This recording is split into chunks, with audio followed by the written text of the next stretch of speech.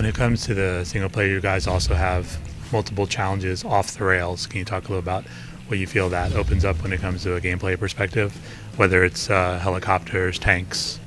Call of Duty from the start, even COD 4, from the Modern Warfare series on, we've always looked to have you play in ways you haven't played before and just interspersed between levels. So you're playing a few levels that are soldier, infantry style, and then we put you in an AC-130 for a moment, and then bring you back down to the ground. So this game's no different from that.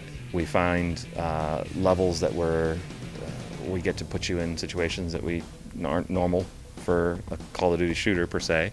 Let you drive tanks, let you fly helicopters, let you swim underwater, go into space. For us, that's always been a big staple, and finding the right points and places to put those levels and to break up the gameplay has been a big part of how we craft our sort of single-player experience. And speaking of crafting, how has Next Gen opened things up from you guys from a development standpoint and bringing to life what you guys envisioned as you're creating it? Well, the obvious thing is going to be graphics. I mean, the levels are so much more immersive now than they've ever been before. That's really the big thing that we're excited about. Some of the detail when you're just walking through a level and you see the sort of geometry, the tessellation on the geometry that's creating this high-res geometry that we haven't seen in games before. It's like you almost kind of want to stop and kind of look at it for a while and get a little bit distracted by it, but it really creates immersive environments that we think really add to the experience, and we're really excited about. Lots of new tech. We still have a lot more to explore too. That's for us, as devs, the big exciting thing about Next Gen is it's the beginning, and there's so much more coming, and so much more that we're going to find out about the consoles and perfect on the consoles. If you look back at Xbox 360, for instance, we were a launch title on Call of Duty 2 for Xbox 360, and you look at Call of Duty 2 compared to the next games, and it's like, wow, that's a totally different game.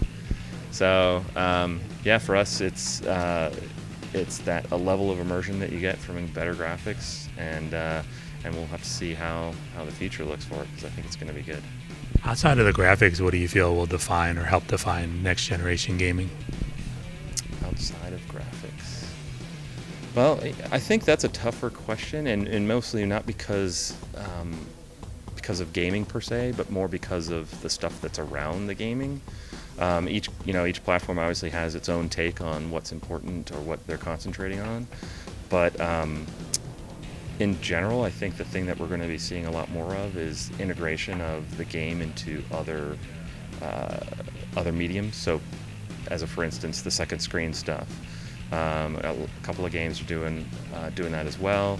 I think we're going to see even more of that. It might even be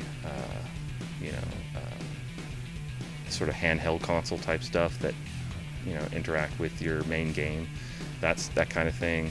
I think we'll see some cool stuff, but again, I think we're just barely we see the present under the Christmas tree, but we haven't even begun to unwrap it yet.